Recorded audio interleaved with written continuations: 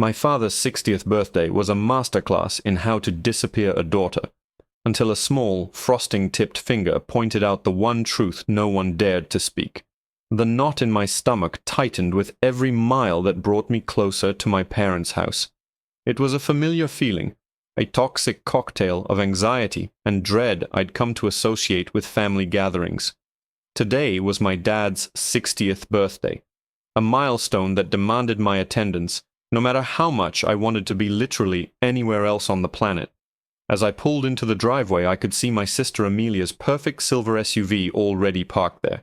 Of course it was. Amelia was never late, never unprepared, never anything less than perfect.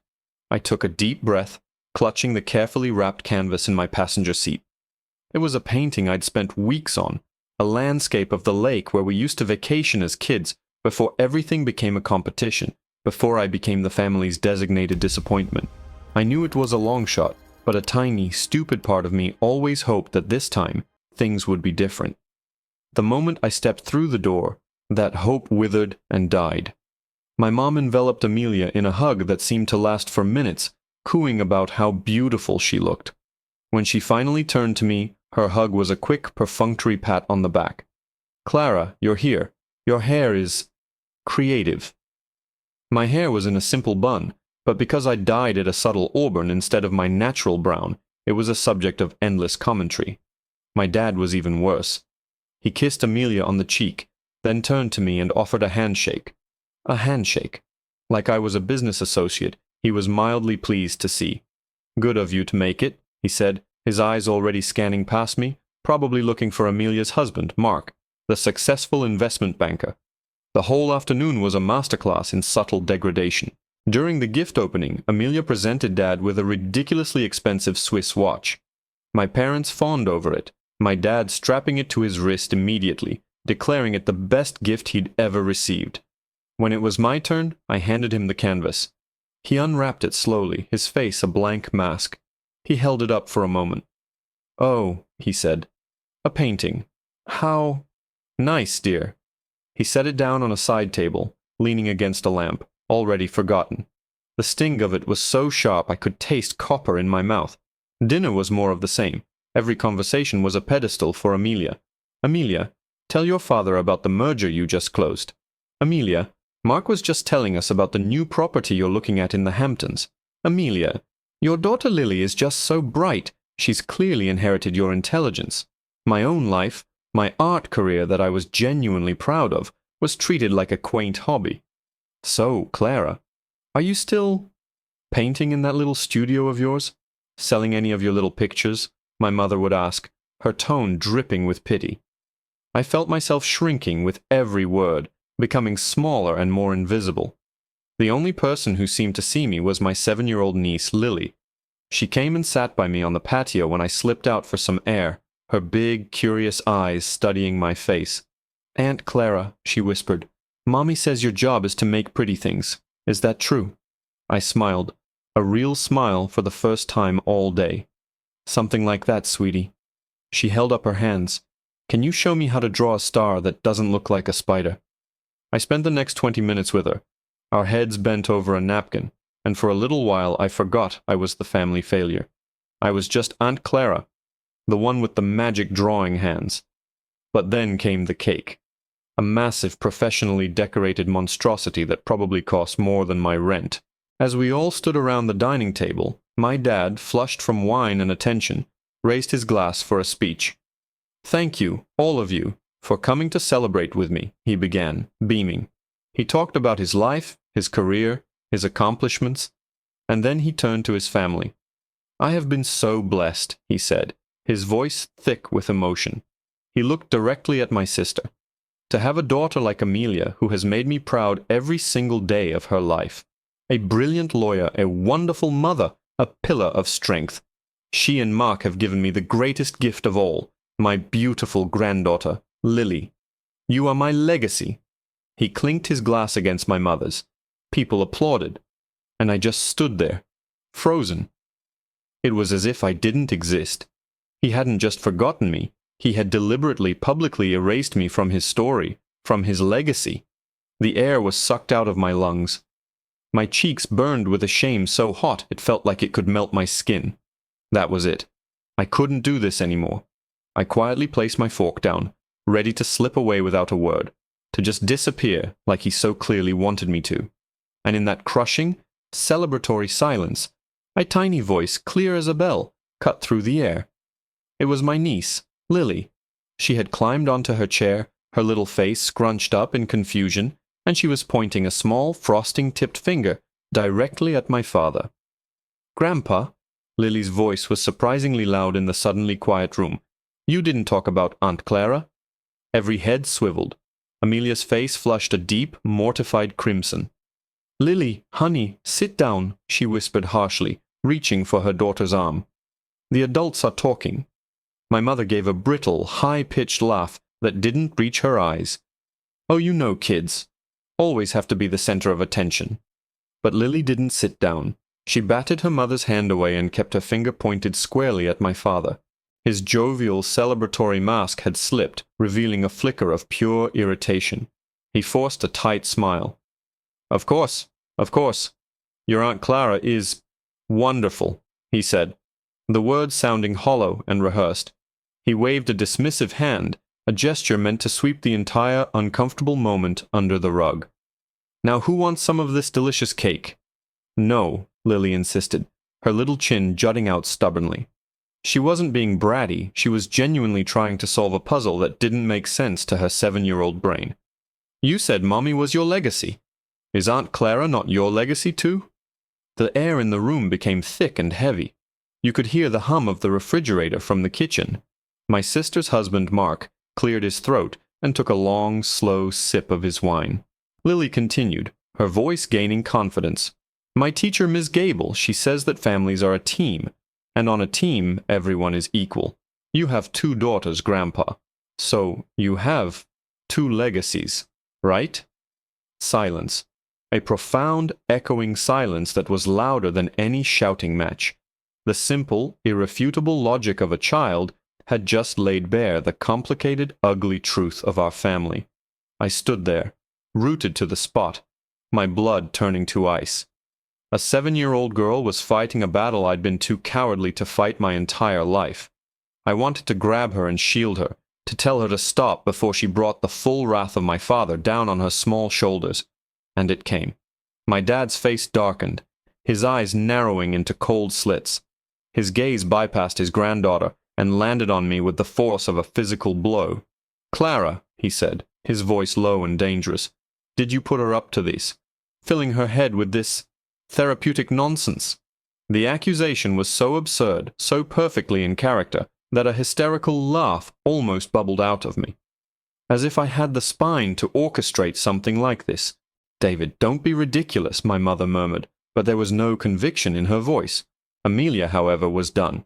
Her embarrassment had curdled into anger. "Lily Catherine, that is enough," she hissed, finally grabbing Lily's arm and trying to physically pull her off the chair. "You are being incredibly rude. Apologize to your grandfather this instant." But Lily was a wiry, determined little thing. She wriggled out of her mother's grasp, her eyes wide with a mixture of fear and defiance. She hopped off the chair, her little patent leather shoes making a soft thud on the hardwood floor. Before anyone could react, she darted away from the table.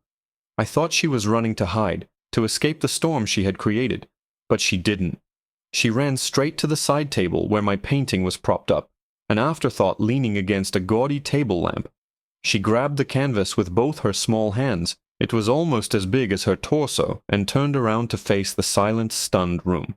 She held it up high, a shield of color and light against the oppressive beige of the dining room. Her eyes, now filled with tears of frustration and a fierce, protective love, locked onto my father's. "You forgot this too," she said, her voice trembling but clear. She took a shaky breath, puffing out her chest like a tiny warrior. "And it's beautiful. We are equal." The 2 words hung in the air, a declaration and an indictment. We are equal. Coming from a 7-year-old holding a piece of my soul, it shattered the fragile facade of the entire evening. Amelia looked like she wanted the floor to swallow her whole. My mother's hand was pressed to her chest as if she might faint. But my father, his face was a canvas of pure, undiluted fury. "Put that down, Lily," he commanded, his voice a low growl that had always sent me scurrying for cover as a child. Lily flinched but didn't obey. Her knuckles were white where she gripped the frame of my painting. Her lower lip trembled, but she held her ground. "Did you hear me?" he boomed, taking a step toward her. That step was what broke my paralysis. An instinct I didn't know I possessed surged through me. Before I even consciously decided to move, I was across the room, positioning myself between my father and my niece. It wasn't a dramatic, heroic leap. It was a clumsy, desperate shuffle, but it put my body in the path of his anger. "Dad, stop," I said. My voice was quiet, but it didn't shake. For the first time in my life, I met his glare without looking away. "She's a child. Don't you dare talk to her like that." He stopped, momentarily stunned that I, the doormat, had spoken. He looked from me to Lily, who was now peeking around my legs, then back to me. "This is your doing," he seethed. "You've been poisoning her mind with your artistic sensitivity and your victim mentality. Poisoning her." The absurdity of it finally snapped the last thread of my restraint. A lifetime of swallowed words, of bitten-back retorts and polite nods came rushing to the surface. Poisoning her. All she did was state a fact. A simple truth that a child can understand but a 60-year-old man can't. You have 2 daughters. I am your daughter, just as much as Amelia is. "How dare you?" my mother whispered, scandalized. "After all we've done for you." "Done for me?" I spun to face her, my voice rising. "What have you done? You've tolerated me. You've pitied me. You've held Amelia up as the gold standard and measured my every move against her, knowing I'd always come up short. Is that what parents are supposed to do? Is that what love looks like in this house?" Amelia finally found her voice. "Oh, here we go. Saint Clara, the misunderstood martyr. Do you have any idea how hard I've worked? While you were off finding yourself, in art school, I was in law school, racking up debt, working 18-hour days. I built a life for myself. I didn't just sit around waiting for handouts and complaining that no one appreciated my art. I never asked for handouts," I shot back, my voice cracking. "I asked for respect. I asked to be seen as a person, not a failed version of you. Do you think my life is easy? Do you think it's some fairy tale? I work 2 jobs to support my painting. I pour my heart and my soul onto canvases that people like you and Dad dismiss as little pictures. This," I said, gesturing wildly toward the painting Lily was still clutching, "took me a month. A month of early mornings and late nights. It's a memory of our family, from a time before you decided I wasn't good enough to be in it." The room was electric with unspoken resentments.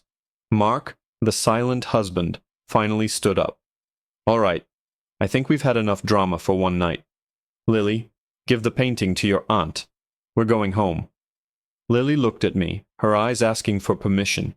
I gave a slight nod, and she reluctantly handed me the canvas. As my fingers touched the rough texture, a strange calm washed over me. The anger was still there, a white-hot coal in my chest, but it was accompanied by a new, startling clarity. I held the painting up, facing my parents and my sister. "You know what? I don't want this here. I didn't paint this for people who see it as an obligation. I painted it to remember something good, but there's nothing good here anymore." I turned, walked to the front door, and wrenched it open. The cool night air was a relief against my flushed skin. I didn't look back. I strode across the pristine lawn, past Amelia's perfect SUV, and headed straight for the large municipal garbage cans, waiting by the curb for pickup the next morning. With a final, heartbroken look at the shimmering lake under a painted moon, I lifted the heavy wooden lid. I was about to drop the canvas inside, to throw away the memory and everything it represented, when a small hand tugged on the back of my jacket. I turned, and there was Lily, her face streaked with tears, her eyes pleading. And behind her, framed in the bright doorway of the house, stood my father. His face was no longer angry. It was something else entirely, something I had never seen before, a crumbling mixture of shock, confusion, and a dawning, terrible understanding. "Please, Aunt Clara." Lily's voice was a tiny, hiccuping sob. "Don't throw it away. It's too beautiful. I looked down at her tear-stained face, then back at the painting in my hands. The moonlit water, the shadowy pines. It wasn't just a landscape. It was a testament to a time when I'd felt loved unconditionally, when my sister and I were just two little girls splashing in the water, our worth not yet measured in degrees or dollars. Lily was right. Throwing it away would be like throwing away that little girl. It wouldn't punish my parents. It would only punish me. My father was still standing in the doorway, a silhouette against the warm light of the house he'd built. He hadn't moved, hadn't spoken. He just watched, his face unreadable from this distance. Amelia and my mother had joined him now, hovering behind him like pale ghosts. Slowly I lowered the lid of the garbage can. I knelt down to Lily's level, the rough canvas pressing against my leg. "You're right, sweetie," I whispered, my voice thick. "It's too beautiful to throw away." I gently wiped a tear from her cheek with my thumb. "Thank you. You were so brave in there." She threw her small arms around my neck, burying her face in my shoulder. "I love you, Aunt Clara," she mumbled into my jacket. "You draw the best stars." That simple, pure statement of love was the one thing I had needed to hear all night. It grounded me, cleared the last of the red-hot anger from my head. I hugged her back tightly, then stood up, taking her hand in mine. Holding the painting in my other hand, I walked back toward the house. Not to apologize, not to retreat, but to finish this. As we reached the porch, my mother and Amelia scurried back inside, unable to face the confrontation. But my father remained, blocking the doorway. He looked older than he had just an hour ago. The blustering anger was gone, replaced by a deep, hollowed-out weariness. His eyes, for the first time, were focused solely on me. "Clara," he said, his voice raspy. He cleared his throat. I didn't realize." I stopped a few feet from him. "Didn't realize what, Dad?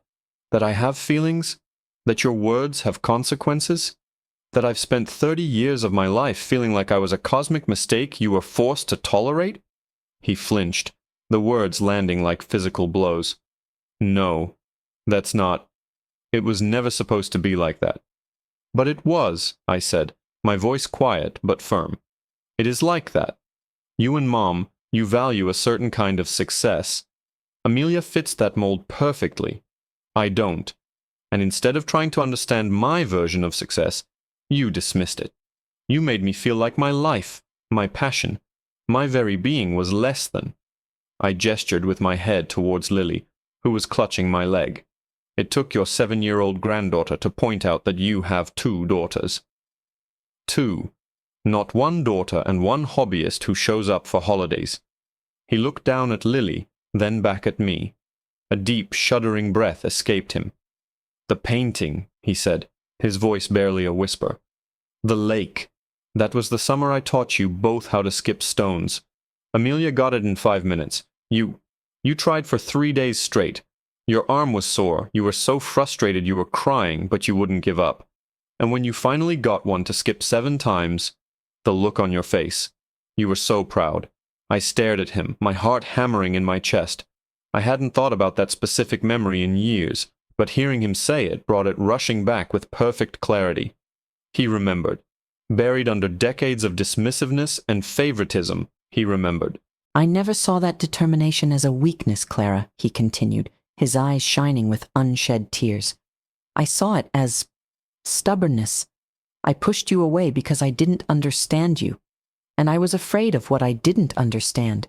It was easier to praise what I knew, what Amelia represented. He finally looked me straight in the eye. It was a failing, my failing, as a father. The confession, so raw and so unexpected, hung between us. It wasn't a magic fix. It couldn't erase 30 years of pain. But it was a start. It was a crack in the wall I had thought was impenetrable. I took the final step and stood in the doorway. I held out the painting. "Happy birthday, Dad." He took it from me, his hands trembling slightly as he held the frame. He didn't just glance at it this time. He studied it, his eyes tracing the brush strokes, his expression a mixture of regret and awe. "It's beautiful," he said, his voice choked. "It's the best gift I've ever received." He stepped aside, holding the door open for me and Lily. As we walked back into the silent dining room, he didn't set the painting on a side table. He walked over to the main wall, where a series of professionally framed photos of Amelia and her family were hung, and he carefully, deliberately, hung my painting right in the center. It was lopsided and didn't match the decor, but it was there, taking its rightful place. We weren't equal yet, not by a long shot. But for the first time in my life, we were finally on the same team.